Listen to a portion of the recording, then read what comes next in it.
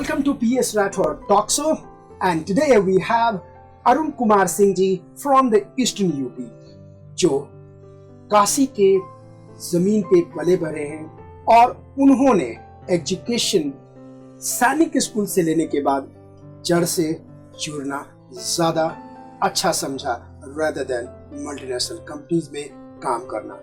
आज वो job create करते हैं rather than जॉब सीख करते हैं। तो चलो चलते हैं, आज हम डिस्कस करते हैं अरुण कुमार सिंह जी के साथ। Sir, very warm welcome to our show. Thank you. Now एक बात बताइए, जब आपने इतना स्टडी किया, सैनिक स्कूल में किया, तो आपके जो पीयर ग्रुप्स होंगे या यूनिवर्सिटी में गया, वो तो सोचते होंगे कि मुझे आईआईटी करना है, मुझे आईएम करना है, मुझे फॉरेन कंट्री में जाना है। What made you to be the son of a soil? क्या?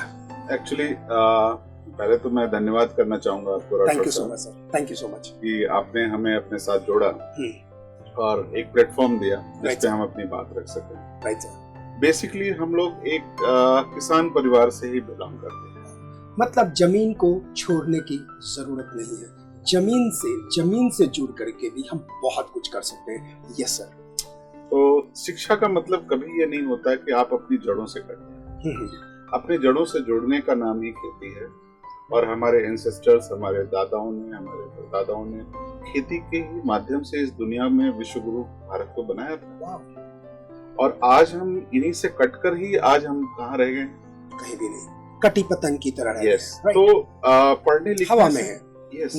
तो पढ़ने लिखने के साथ साथ आप अपनी जड़ों से जुड़ने के लिए जरूर कोशिश करें। और चूंकि हमारा बैकग्राउंड खेती से रहा है, तो मुझे लगा कि विषमुक्त खेती की जाए।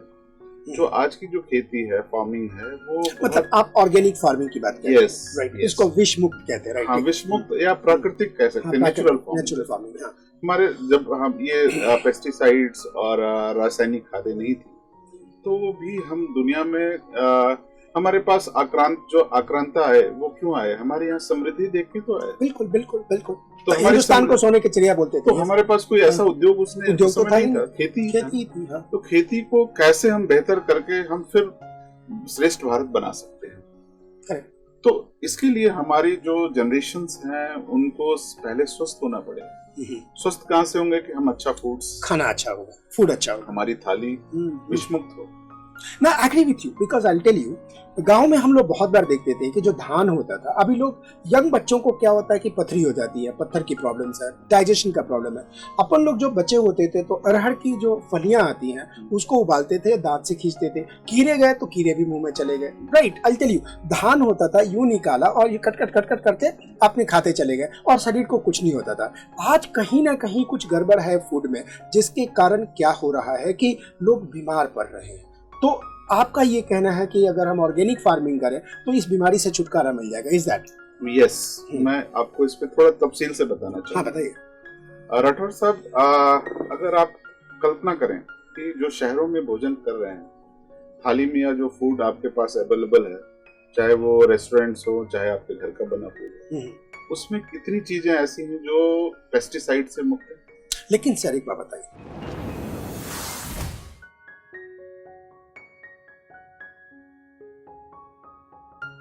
Don't take me wrong, many times हर चीज एक धंधा बन गया है। I am using the word called गोरख धंधा। आज कुछ भी खरीदने जाइए तो लोग बोलेंगे आपके लिए anything you want to buy, आप कुछ भी खरीदना जाए तो लोग बोलेंगे ये ऑर्गेनिक है, ये ऑर्गेनिक है, ये ऑर्गेनिक है। ऑर्गेनिक के नाम पे आज के दिन में कुछ भी बेचा जा सकता है? नहीं। तो कैसे पहचान सकते हैं, कैसे कर सकते हैं? देखिए, कभी भी आप किसी चीज को एब्सोल्युटली ये नहीं कह सकते कि आप उसको 100% बना सकते। करेक्ट। हाँ। बट लेकिन आप उसमें सुधार की गुंजाइश हमेशा, और हम लोग जो काम कर रहे हैं वो इसी के लिए है। राइट। हम लोग को करने के पीछे एक तो आपका पर्सनल सेटिस्फेक्शन है कि आप करना चाहते हैं, समाज को देना चाहते हैं। दूसरा ये है, एक सोच भी है। राइट। आज डॉक्टर्स के पास इतनी भीड़ है, आप समाज में जाइए तो देखिए कि हर व्यक्ति ज्यादा पैसा कमाने के चक्कर में जीरो बस्टिंग खेती भूल गया है। Right right. गो आधारित कृषि, मैं आपको बताऊं, एक ये आप कहीं पे भी इसको फिर से आप देखिएगा, एक गाय अगर आप पालते हैं तो 7.5 एकड़ का रकबा आप उसी के गोबर से और गोमूत्र से पेस्ट करके आप एकदम विषमुक्त खेती कर सकते हैं। और उसकी बजटिंग जो होगी वो जीरो होगी। उसकी बिल्कुल लागत, क्योंकि हम जो ले रहे हैं वही दे रहे हैं, वापस कर रहे हैं, रिसाइकल्ड है। अब जो उसमें से कुछ भी वेस्ट निकलता है खेती से। एक चीज मैं फिर से बीच में मैं भूल पड़ा, जिससे मेरा क्वेश्चन बहुत ही क्लियर है कि आज के दिन में हर इंसान जो भी बना रहा है वो कहता है कि ये क्या है कि ऑर्गेनिक है, ये ऑर्गेनिक है। इसमें कैसे पहचाना जाए? कोई व्यक्ति, मेरे जैसा कोई व्यक्ति है, मैं दिल्ली हाट जाता हूँ, वहां पे कहता है ये दाल ऑर्गेनिक है, ये ऑर्गेनिक है, ये ऑर्गेनिक है। So how can I recognise कि सचमुच में ऑर्गेनिक है? देखिए ये जो आपकी जिज्ञासा है, हाँ, ऑर्गेनिक, राइट, तो क्यों है? क्योंकि लोग उसके पीछे भाग रहे हैं। अब इसमें आपने जो सवाल रखा कि हम पहचानेंगे कैसे, तो इसके लिए देखिए ट्रस्टवर्दीनेस, इसके लिए दो ही चीजें हैं। एक तो टेस्टिंग्स जो आते हैं, जो लैब्स टेस्टिंग होती है। बट मैं तो दाल के लिए लैब टेस्टिंग कैसे करूंगा? यस, बट वो जो पैक्ड आजकल हम लोग ने शुरू किया है, वो पैक्ड है और हमारे मार्क्ड है, और वो टेस्टेड है। मतलब ब्रांड पे ही ट्रस्ट किया जा सकता है, मतलब इंडिविजुअल ब्रांड पे ट्रस्ट करना पड़ेगा। लूज कुछ भी आप ऑर्गेनिक नहीं मान सकते।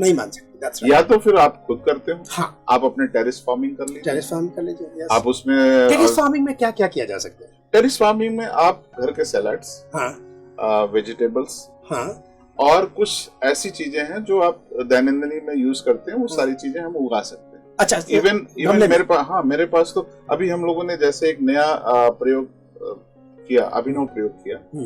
आपने प्रधानमंत्री जी को सुना होगा, 2 बार उन्होंने कोट किया। एक लवलीन सिंह है झांसी में, सुना है। तो उसने वहां पे स्ट्रॉबेरी की खेती कर दी। वाव।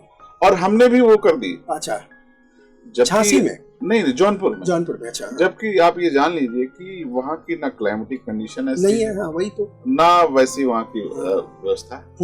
लेकिन जब आप जिद पे अड़ गए तो वो कर लिया मैंने, और हमने करके दिखाया। तो कंडीशन के चेंज कैसे करते हैं आप लोग? एक्चुअली इसको हम लोग ड्रिप फार्मिंग मल्चरिंग में करते हैं। अच्छा। इसका जो हम लोगों ने पहला इसको हमने पुणे से मंगाया। इसके जो सीडलिंग्स है, पुणे से मंगाया। थोड़ा महंगा पड़ा, लेकिन चूंकि अभिनव प्रयोग था, हम लोगों ने फर्स्ट टाइम किया, बहुत अच्छी यील्ड आई। मैं फोटो आपको शेयर करूंगा, आप देखिए। और इससे बहुत सारे लोग हमसे जुड़े, प्रभावित हुए। वहाँ का प्रशासन जुड़ा, हमारी स्टोरी जी न्यूज पे भी चली, उन्होंने वहाँ पे भी हमारे तमाम जितने मीडिया चैनल्स हैं सब पे आया, क्योंकि लोगों को एक रास्ता मिला। अब 1.5 एकड़ में 35 लाख रुपए का लवलीन ने फायदा किया। आप कि कितना बड़ा वो मिला। और उसका जो रकबा है वो सिर्फ 1.5 एकड़। What people are talking about ROI. See, 1.5 acre में 35 lakh. That too in 6 months. Yeah. 6 months? Not only 100 days. 100 days. That's been 3 months. Almost 3 months, 10 days. Yeah. And that's a 35 lakhs. So youngster who are looking for the job, think about if you have a land, don't leave it. Try to use it here. Come on. So that's what it's the return. And see, Arun Kumar Singh ji, how exactly using, being educated doesn't mean that cut out from the root. Being educated means increase the productivity, and that's what the ROI is all about.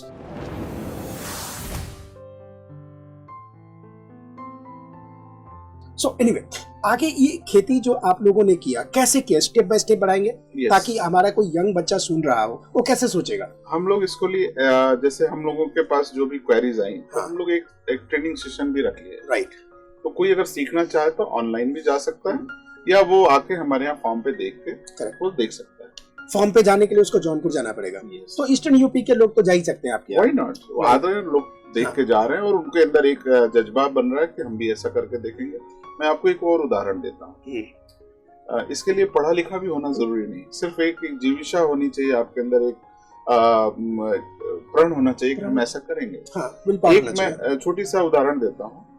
एक हमारे यहाँ का local farmer जो बहुत पढ़ा लिखा नहीं है, मतलब इतना ही है कि अपनी चीजें जान सकता है, उसने क्या किया कि एक समूह बनाया और गांव के लोगों को इकट्ठा किया, और उसने लगभग 60-65 एकड़ जमीन का एक समूह बना लिया। मतलब अपने आप? हाँ, जबकि वो बहुत छोटा किसान था, उसके पास बहुत छोटी सी जोत थी, विल पावर। हाँ, तो उसने ये बनाया और उनको बोला कि ठीक है, हम आपको कुछ, हम जितना आप कमाते इतना हम आपको देंगे, बट वो अब ट्रस्ट अभी हमारे पास नहीं। हाँ, आपकी जमीन पे खेती करें। हाँ, खेती करें। फिर उन्होंने उस पे एक वाटरमेलन, तरबूज की खेती की। और अब कल्पना करिए, ये भी 100 दिन की खेती है। 100 दिन की खेती है, हाँ। खरबूज और तरबूज। उन्होंने 1,34,00,000 रुपए 65 एकड़ में पैदा किया। व्हाट फार्मर्स व्हाट किया, उसकी जमीन बेकार थी, बंजर थी। 1,65,00,000, थिंक अबाउट दिस। यस। तो एक इंडिविजुअल व्यक्ति को, और मैं बताऊं उसकी सबसे बड़ी बात क्या थी, उसने 10 रुपए भी खर्चा किया तो उसको नोट किया था। वाओ, ट्रांसपेरेंसी, एब्सोल्यूट कि ट्रांसपेरेंट। कहाँ पे खर्चे हुए। फिर उन्होंने उनके जो सारे जो समूह के लोग थे, किसान उत्पादक समूह, तो उनको सबको उसमें प्रॉफिट भी दिया। Of course profit, 1,35,00,000 is a very big amount. और ये 100 दिन की खेती थी। और उसको देख के एक लड़का इंस्पायर हुआ। वो एक अच्छे घराने से था, बट एक शर्म होती है कि हम ये काम नहीं कर सकते। तो हुआ क्या कि जो बायर जो ले जाके बेचता था उनका, जो उनको जो मार्केट में बेचता था, तो उसने कुछ उसका झगड़ा हो गया कि वो बोला कि हम 6 रुपए केजी देंगे या 8 रुपए केजी। वो बोला नहीं, हम 6 रुपए देंगे। 1-2 रुपए के लिए उसका जो प्रोड्यूस था, लगभग 1 ट्रॉली माल जो था तैयार था वो, लेकिन उसने छोड़ दिया कि बोला नहीं लेंगे, 2 रुपए हम कम नहीं करेंगे। तो उसने जाके देखा तो मार्केट में वही चीज जो 6 रुपए में बेच रहा था, वो मार्केट में वही आदमी जो खरीदने आया था वो 15 रुपए किलो बेच रहा था। तरबूज, वाटरमेलन। तो उसने क्या किया कि अपना माल को अनलोड नहीं किया, बल्कि उसने क्या किया कि अपना फेस जो है छिपाया, एक वो कपड़े से उसने फेस बांधा अपना, और उसके दुकान के पास ही अपना ट्रॉली ले जाके खड़ा कर दिया। वो 15 का 18 का बेच रहा था, ये बोला 2 रुपए कम में, और ऐसे ही बिना वेट किए हुए देने लगा। उसका प्रोड्यूस बिक गया। और फिर दोबारा जो दूसरे दिन ले गया तो वो 18 रुपए केजी पर किलो बेचा।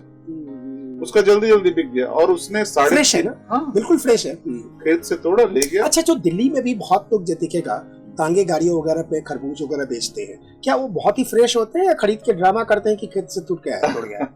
ये तो मैं नहीं बोल सकता क्योंकि मैंने देखा नहीं है सर। हमने बहुत सारा देखा हुआ है, इनफैक्ट क्योंकि मेरा सबा का नहीं पड़ा है। हाँ। लेकिन जो भी खेत से टूट के तुरंत जो बिकता है वो ज्यादा फ्रेश होता है और उसका खाने का टेस्ट अलग है।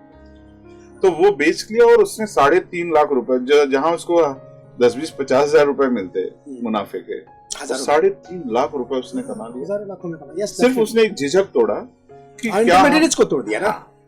तो आपको देखिए इनोवेशंस तो करने पड़ेंगे। मैं हमेशा बोलता हूँ कि ड्राइविंग फोर्स होना बहुत जरूरी है। इस पे ड्राइविंग फोर्स क्या हुआ कि उसने 2 रुपया नहीं छोड़ा। इसने कहा तेरे लिए तो 2 रुपया नहीं छोड़ूंगा, लेकिन मैं उसी मार्केट में जाऊंगा जिस मार्केट में तू इसको 2 गुना पे बेचता है। लेकिन ये तभी होगा जब आपके अंदर एक ड्राइवर हो, आप में एक ट्रिगर फोर्स हो कि I go to the next level. हम हमेशा एक बात कहते हैं ना कि अगर एक दरवाजा बंद करता है तो कई दरवाजे खोल देता है। When God closes the one door, opens many doors. Like that was exactly, उस बंदे ने यही काम किया। तो सर एक और बात बताइए, कोई इंसिडेंट जो आपके यहाँ, चूंकि एक बहुत बड़ी सी चीज हमें देखने की मिल रही है।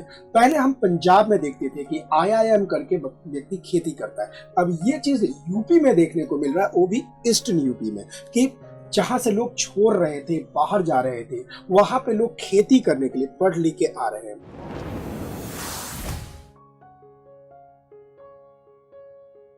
कोई ऐसा इंसिडेंट जो भी इन दिनों कोई नौजवान आया हो और इस तरह की खेती करना शुरू किया हो?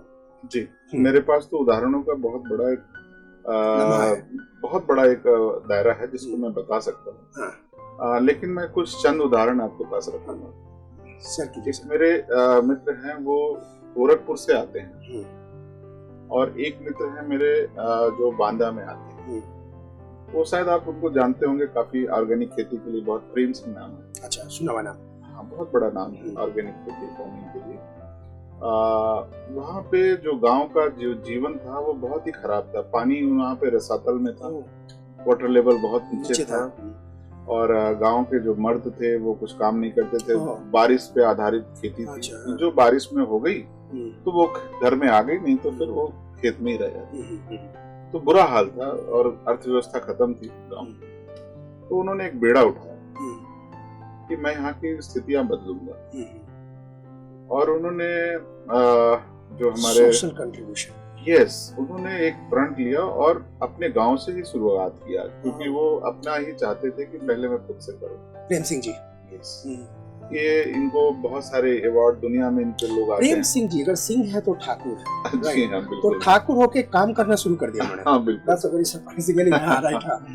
और वो प्रशासनिक सेवाओं में थे, वो रिजाइन करके आए हैं। वाह। और ऐसा एक और उदाहरण है शैलेंद्र प्रताप सिंह, हाँ, जिन्होंने भी जो अभी आपने बड़ा देखा होगा मामला हाईलाइटेड था, हाँ। जिन्होंने मुख्तार की LMG पकड़ लिया था, हाँ। लाइट मशीन गन, हाँ, हाँ। जिन्होंने रिजाइन करके अब वो ऑर्गेनिक फार्मिंग जो एसपी साहब थे, हाँ, उनका इंटरव्यू भी देखा था मैंने। डीएसपी साहब थे, हाँ, हाँ। शैलेंद्र प्रताप सिंह, सिंह, चंदौली के रहने वाले, अच्छा, हाँ। ईस्टर्न पार्ट ऑफ यूपी है। तो उन्होंने भी इसको अपनाया है। उनको विक्टिमाइज करके जेल में भी डाल दिया गया था। हाँ हाँ, वो जो But he preferred to resign rather yes, than, yes, ladies and gentlemen, leaving the job of the bureaucracy and then choosing the farming. Yes. This is the heart of India. Right. हाँ, फिर क्या हुआ sir? तो इस तरह के लोग उदाहरण हैं। तो प्रेम सिंह ने वो जो बेड़ा उठाया, उन्होंने चेक डैम्स बनाने शुरू किए। बांदा में पानी का स्तर बहुत कम है और खेत के दाम। चेक डैम मतलब? चेक डैम मतलब ऐसे होते हैं कि पानी को रोका जाए, जो बारिश का बरसा का पानी है जो थ्रू करके नदियों में चला जाता है और बह के सागर में चला जाता है, तो रुकने से नहीं तो वाटर रिचार्ज नहीं होता है। तो वाटर रिचार्ज जब तक नहीं होगा तो वो धरती में पानी नीचे रसातल में है, वो फिर हमारे यूज का नहीं है। अगर है भी तो वो इतना महंगा है कि निकालने में, एक्सप्लोर करने में हमें हाँ इकोनॉमी नहीं है। तो इससे तो उन्होंने फिर उसको शुरू किया गांव में स्तर पे। उन्होंने बताया कि आवर्तनशील खेती। आवर्तनशील बोले तो? आवर्तनशील का मतलब ये होता है कि खेती और बाड़ी हम लोग बोलते थे पहले। खेती बाड़ी, हाँ बोलते हैं, हाँ, खेती बाड़ी। तो खेती क्या हुआ? खेती हुआ जो कृषि हम लोग करते हैं, जो क्रॉप्स का। बाड़ी हुआ जो पेड़ लगाते हैं। अच्छा, आई डोंट नो दिस। बाड़ी बंगाली, बाड़ी मींस घर। तो बाड़ी मतलब बाढ़। बाढ़, यहाँ बाढ़ सेशन। Right right. बाढ़ मतलब झाड़। अच्छा, हाँ, राइट। बंगाली में बोले। अच्छा, राइट। तो बाड़ी जो होती है, तो आदमी को एक रेशियो उन्होंने दिया आवर्तनशील खेती में कि अगर आपके पास 10 बीघा खेत है तो 7 बीघा में आप क्रॉप्स लेंगे, 3 बीघे में आप कुछ फलदार वृक्ष लगाएंगे, कुछ महंगी इमारती लकड़ियां लगाएंगे। कैसल, हाँ, जो लंबे समय में आपको रिटर्न दे। ये हो सकता है ना दे, खराब हो जाए मौसम, सेफ्टी, वो आपका। Wow, that's called in strategy we call don't put your all egg in one basket.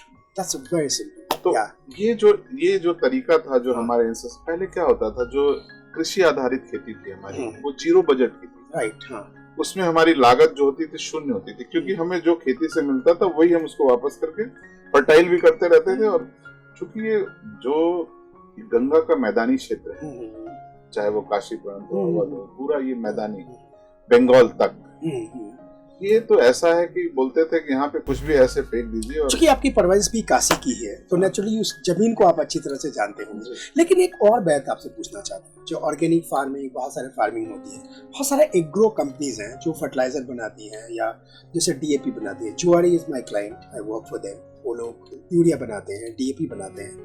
तो बहुत सारे जैसे कंपनीज हैं जो सीड हाइब्रिड बनाते हैं, राइट? सीड जो है हाइब्रिड लेते हैं। अब यहाँ पे बताइए, खाद आप यूज नहीं करते, पेस्टिसाइड यूज नहीं करते। एक छोटा सा सवाल,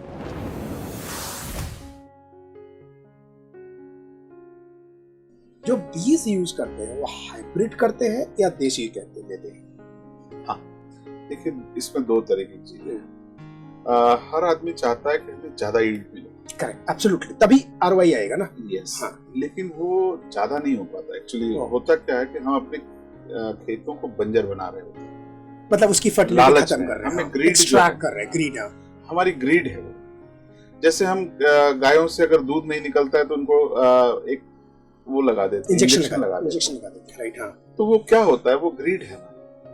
तो ये धरती माँ है। आजकल हम लोग एक नया अभियान शुरू किए हैं इसकी पोषक तत्व को बढ़ाने के लिए। लेकिन एक और भी बात पूछना चाहता हूँ कि अगर यील्ड नहीं बढ़ेगा तो 100-125 करोड़ लोग, जो मोदी जी और सभी लोग बोलते हैं, इनके पेट में अनाज कैसे जाएगा? मैं बताता हूँ। पंजाब को आपने देखा? आजकल पंजाब के हालात के बारे में अवेयर हैं? बहुत ज्यादा नहीं बैठा तो मैं बताता हूँ। पंजाब में क्या किया कि वहाँ पे बहुत बढ़िया मिट्टी थी, पानी के बहुत बढ़िया संसाधन थे, और इन्होंने लालच में इतने सारे पेस्टिसाइड्स और खादों का इस्तेमाल किया कि वहाँ का पानी दूषित हो गया। सबसे ज्यादा कैंसर के पेशेंट पंजाब में हैं। आप आंकड़े देख लीजिए। अब वो क्या कर रहे हैं कि हमारे यहाँ बांदा और ये जो बुंदेलखंड इलाका है वहाँ एक गेहूं होता है, उसको कटिया बोलते हैं, कटिया गेहूं। सुपर स्पेशलिटी हॉस्पिटल्स में दलिया जो यूज किया जाता है पेशेंट्स के लिए, वो वहीं से आता है, सबसे ज्यादा ग्लूटेन होता है। नहीं, मैंने देखा, see I am finding this changes. मैं वर्ल्ड बैंक के टीम को लेकर जिम कॉर्बेट गए थे और मैं सरप्राइज था कि वहाँ पे धान की खेती हो रही थी, धान की खेती।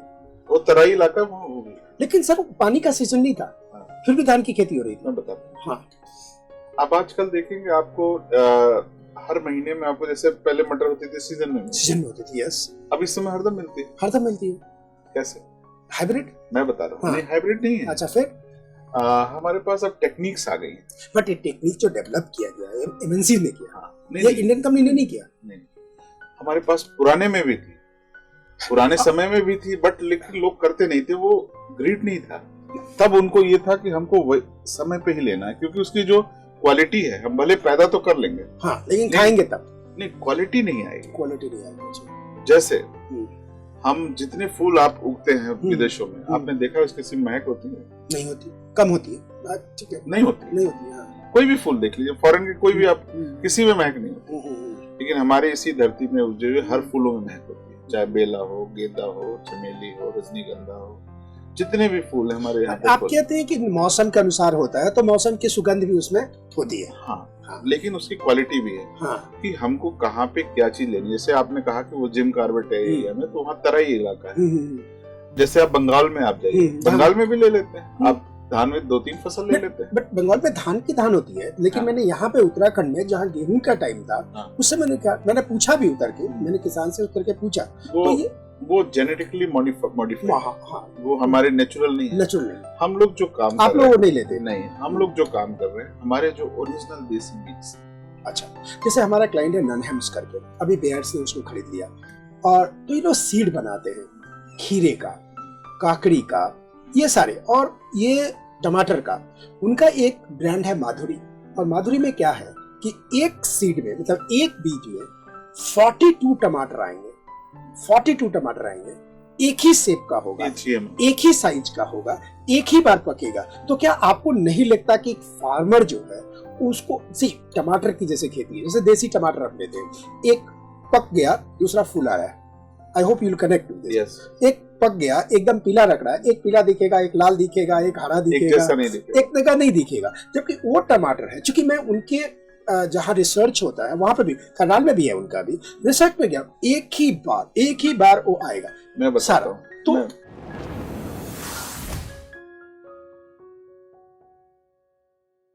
एक फार्मर जिसको रिटर्न भी लेनी है, उसी जमीन से लेनी है, क्यों नहीं उसके लिए जाएगा, और क्यों ऑर्गेनिक के लिए आएगा? मैं बताता हूँ।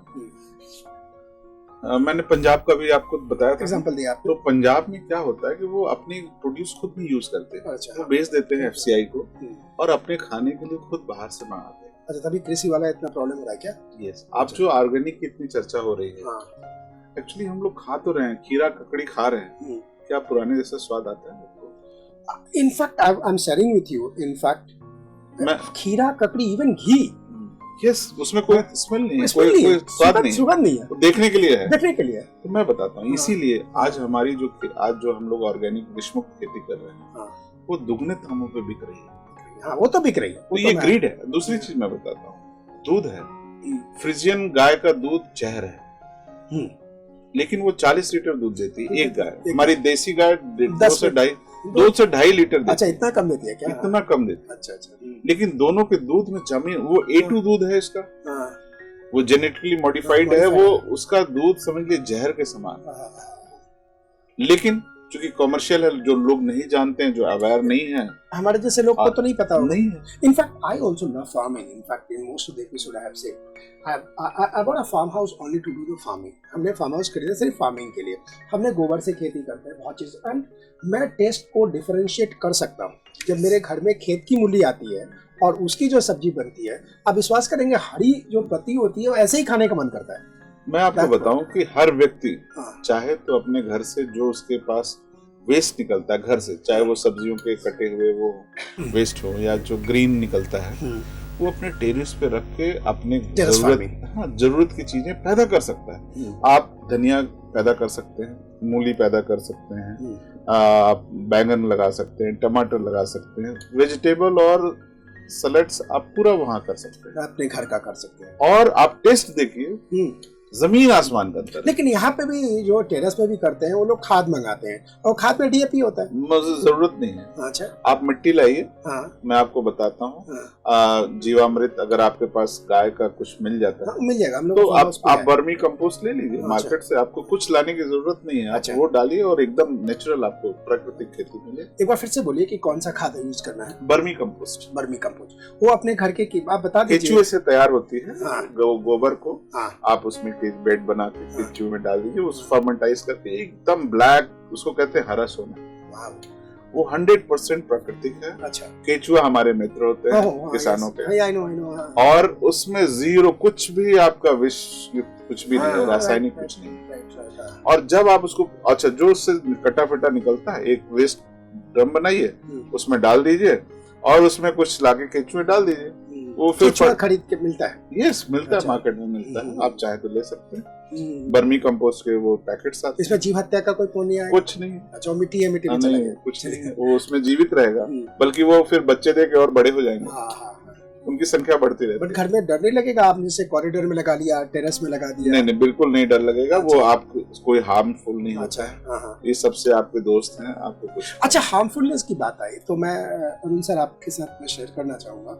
आपका जो बिजनेस है वो ईस्टर्न यूपी में है, और आप लोग इतनी बड़ी लेवल का बिजनेस करते हैं। आपका वुडलैंड का शो है, it's not shoes but a big brand like from the Calcutta and everything, right?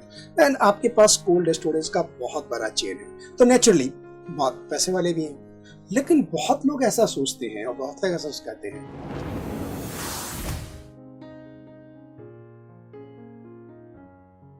कि अगर यूपी में अगर आप पैसे वाले बन गए तो आप अपने लिए कम, औरों के लिए ज्यादा। ये कितना सच है? जब से योगी सरकार आई है, अच्छा, एकदम से उलट है। अच्छा, सेफ है, एकदम सेफ है, जीरो टॉलरेंस है। और देखिए, प्रदेश बहुत बड़ा है। आप एक छोटा सा उदाहरण देता हूँ। 22 करोड़ की जनसंख्या है पाकिस्तान की। उसके पास एटम बम है, उसके पास आर्मी है, नेवी है, एयरफोर्स है, पुलिस है, पैरामिलिट्री है। क्या चीज नहीं? सब कुछ है। उसकी इंटेलिजेंस सर्विसेज हैं, बिल्कुल है। नहीं कंट्रोल कर पाते ना, बलूचिस्तान नहीं कंट्रोल कर रहे। एक योगी सरकार के पास क्या है? पुलिस है, सीआर, वो है पीएससी। इतनी बड़ी, कितनी 24 करोड़ है। सुना बहुत रफ है ये। आपके दिल्ली सरकार के एक लॉ मिनिस्टर गए, पकड़ के जेल में रख दिया उन्होंने। वो उसी लायक है। अच्छा, वो उसी लायक है। अच्छा, देखिए, कोई भी हो, लॉ से बड़ा कोई नहीं है। और जिस समय जहाँ पे कानून का राज हो, तो हर व्यक्ति को अपने को कानून से नीचे ही समझना चाहिए। That's true. That's very true. But एक बिजनेसमैन, एक आम बिजनेसमैन कितना सेफ है यूपी में आज के दिन? मैं तो ये कहता हूँ कि इन्वेस्टर समिट हुआ था, उसके आप आंकड़े देख लीजिए। 1.5 लाख करोड़ के एएमयू साइन हुए। आप ये सोच लीजिए कि दुनिया की सबसे बड़ी मोबाइल कंपनी नोएडा में लगी है कि नहीं? सैमसंग का, आई नो, लगे है ना? हाँ, बिल्कुल। दुनिया में नोएडा तो सर पहले से भी डेवलप था। नोएडा था, बट लेकिन अभी ये जो नए डेवलपमेंट्स में होता है, नोएडा गोज टू मायावती। नहीं, वो दौर अलग था। अच्छा, हाँ। बट योगी सरकार में लॉ एंड ऑर्डर को लेके बहुत सारे इम्प्रूवमेंट्स हुए हैं, जो इस समय आप लोगों देख सकते हैं। विकास दुबे का केस देख सकते हैं, वो फिल्मों जैसा ही लग रहा था मेरे को। हाँ। देखिए, विकास दुबे केस के बारे में तो मैं बहुत कुछ नहीं बोलूंगा, क्योंकि ये जुडिस है, कोर्ट में मामला है। बट लेकिन मैं इतना ही कहूंगा कि कोई भी अपराधी आज अपराध करके उत्तर प्रदेश में नहीं रह सकता, चाहे वो अतीक हो, चाहे वो मुख्तार हो, चाहे वो कोई भी हो, एनीबॉडी। आज बिजनेसमैन सेफ है। बिजनेसमैन सेफ है। सबसे बड़ी वहाँ दिक्कत थी, हमारे इंफ्रास्ट्रक्चर नहीं थे। जैसे हमारे पास बिजली नहीं होती थी, हमारे पास लॉ एंड ऑर्डर नहीं था। वो उन चीजों में बहुत सुधार है। तो अगर आप यूपी से हैं और आप दिल्ली में बड़े बड़े कोर्स करना चाहते हैं, आपके पास जमीन है, छोड़ के बाहर जाना चाहते हैं, एक बार रीथिंक कीजिए। सर कह रहे हैं कि वहाँ पे बिजनेसमैन के लिए बहुत बड़ा अपॉर्चुनिटी छुपा हुआ है, और आप कभी भी बहुत बड़ा एम्प्लॉयमेंट क्रिएट कर सकते हैं एम्प्लॉयमेंट ढूंढने के बदले। That's what exactly the point is. Anyway, sir, बहुत सारे बात हुई, बहुत सारी चीजें हुई।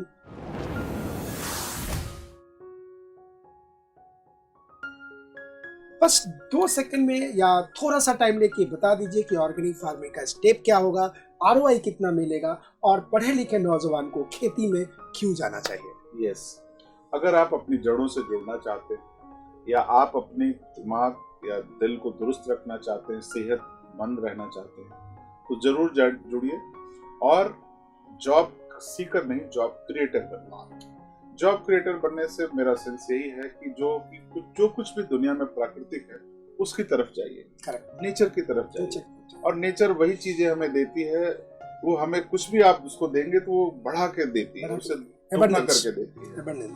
तो मैं लोगों को बताना चाहता हूँ कि प्राकृतिक खेती में बहुत बड़ा एक बिजनेस भी है और आपका सेटिस्फेक्शन भी है। हमारे पास इसके बहुत सारे प्रोग्राम्स हैं। अगर आप आए तो हमारे फार्म हाउस पे आ सकते हैं। आप एड्रेस दे दीजिए तभी आएंगे। हाँ बिल्कुल, डेफिनेटली अभी मैं दे देता हूँ। और सीखने के साथ, हाँ मैं बोल देता हूँ, मेरा जौनपुर में है। वुडलैंड फार्म्स एंड ग्रीन्स का हमारा एक ब्रांड नेम है जिसपे हम लोग ऑर्गेनिक फार्मिंग करते हैं। और खास तौर पे वो चीजें भी जो जेनेटिकली मॉडिफाइड नहीं है, नेचुरल है, प्राकृतिक खेती पे हम लोग फोकस किए हुए हैं। और खास तौर पे स्ट्रॉबेरी जैसी चीजें हम लोग जौनपुर में उगा रहे हैं। ये हमारा एक यूनिक यूएसपी है, आप उसको देख सकते हैं और हमारे फोटोज भी अवेलेबल हैं। आप जब भी आप आएंगे हम लोग स्वागत करेंगे। आपका कोई साइट वगैरह है तो बोल दीजिए। साइट तो नहीं है बट लेकिन हम लोग डेवलप करने वाले हैं। Very good. So ladies and gentleman, एक पढ़ा लिखा इंसान कुछ भी करता है वो अच्छा करता है। I wish you all the best till my next episode. Next episode, we are going to interview CEO of Woodland. Thank you very much. God bless you. Then